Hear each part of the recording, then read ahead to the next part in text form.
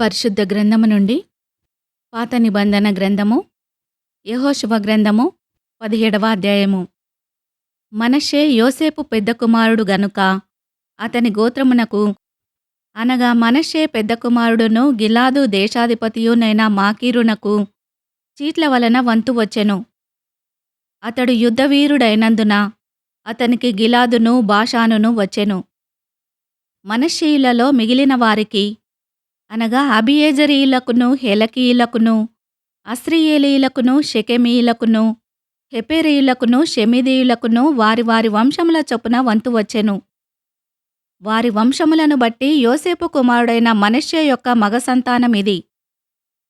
మనష్షే మునిమనుమడును, మాకీరు ఇనుమనుమడును, గిలాదు మనుమడును, హెపెరు కుమారుడునైన సెలోపెహాదుకు కుమార్తెలే గాని కుమారులు పుట్టలేదు.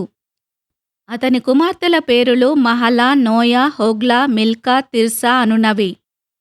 వారు యాజకుడైన ఎలియాజరు ఎదుటికిని, నూను కుమారుడైన యెహోషువ ఎదుటికిని, ప్రధానుల ఎదుటికిని వచ్చి, మా సహోదరుల మధ్య మాకు స్వాస్థ్యమియ్యవలెనని యెహోవా మోషేకు ఆజ్ఞాపించెనని మనవి చేయగా, యెహోవా సెలవిచ్చినట్టు వారి తండ్రి యొక్క సహోదరుల మధ్య వారికి స్వాస్థ్యములిచ్చెను.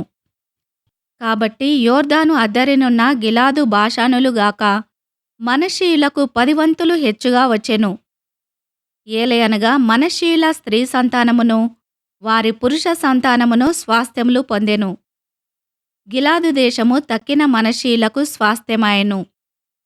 మనష్షీయుల సరిహద్దు ఆషేరు నుండి షెకెమునకు తూర్పుగానున్న మిక్పేత వరకును దక్షిణమున ఎన్తప్పూయ నివాసుల వైపునకును వ్యాపించెను. తప్పూయ దేశము మనష్షీయులదాయెను.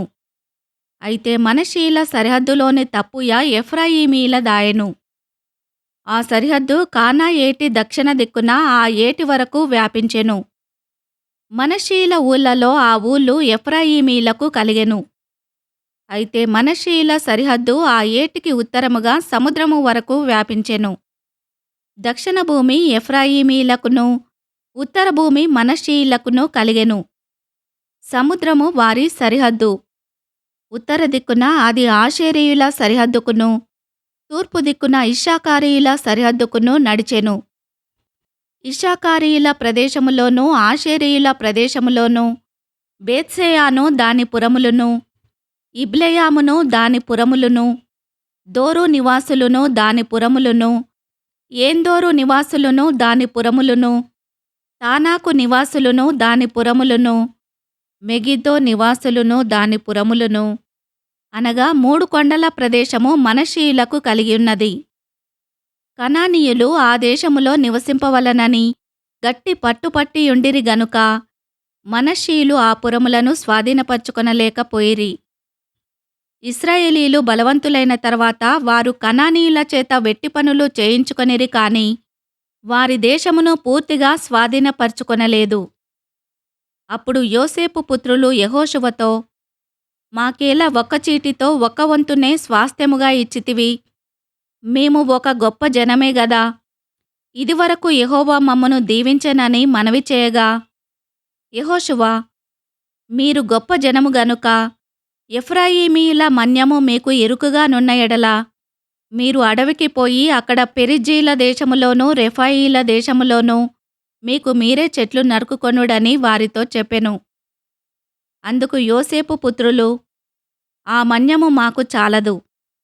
అదియుగాక పల్లపు చోటున నివసించు కనానీయులకందరికీ అనగా బేత్షెయానులోని వారికిని దాని పురములలోని వారికిని యెజ్రెయేలు లోయలోని వారికిని ఇనుప రథములున్నవనిరి. అప్పుడు యెహోషువ యోసేపు పుత్రులైన ఎఫ్రాయిమీయులను మనష్షీయులను చూచి, మీరు ఒక విస్తార జనము, మీకు అధిక బలము గలదు. మీకు 1 వంతు చీటియే కాదు, ఆ కొండ మీదే. అది అరణ్యము గనుక మీరు దానిని నరకుడి.